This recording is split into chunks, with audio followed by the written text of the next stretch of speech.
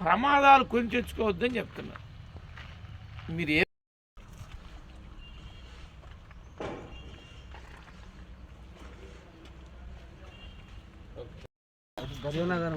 జీవదానం కోసమేనా? Right, మంచి concept అయితే బాగుంది మీకు. రైట్, అయితే చాముడి టీవీ అంటారు నెల్లూరు వేడు సార్, నెల్లూరు వేడు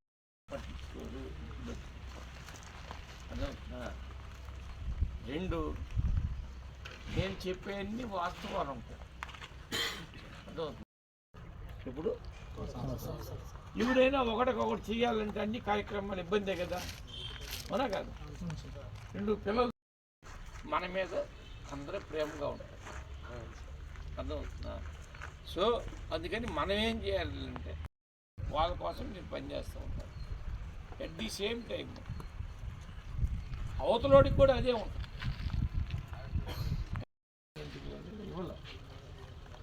వాడు ఆర్టీసీ బస్సును తొలగేస్తూ ఉంటాడు. ఏం చెప్పాలి నేను ఇంకా మీకు? అది గుర్తుపెట్టుకోండి, అర్థమైందా? బస్సు ఓడికి కానీ లారీ ఓడి కాదు కాబట్టి హ్యూమన్ టెండెన్సీ చెప్పి. నెక్స్ట్ పలక రోడ్ రెక్లెస్నెస్ ఉంటుంది, పోతే వాడే కదా అని నేను సైకాలజీ చెప్తాను, అవునా కాదు? నెక్స్ట్ బస్సు వాడికి మనం వాడి పట్ల నిర్లక్ష్యం పర్లేదు మనకి, అర్థమైందా? మా పక్క ఏం చెప్తారంటే చెడ్డవాడి స్నేహం 10 రూపాయలు ఇచ్చి వదిలించుకోమని చెప్తారు. సేమ్ అంటే ఒకటికైతే కష్టమైంది, ఓవర్లోడ్ అయితే ఏమైంది, బండి భారం అయితే ఓన్లీ మీరు లాగేదానికి భారం అనుకుంటారు, పొరపాటు. అన్ని యాంగిల్స్లో అది భారమే. 6 ఎక్కారనుకోండి అట్ట అయిపోయాడు జరిగింది. సో మనం ఈ తిరిగే ప్రాసెస్లో తెలుపుతాం.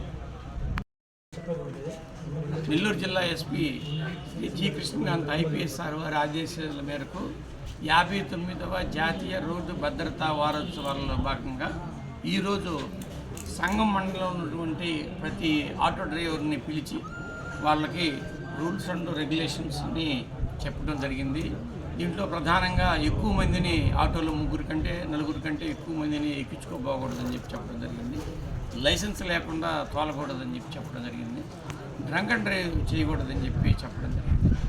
ఓవర్టేక్ మన నేషనల్ హైవే కాబట్టి ఓవర్టేక్ చేసేటప్పుడు తగు జాగ్రత్తలు తీసుకొని ఓవర్టేక్ చేయమని చెప్పడం జరిగింది.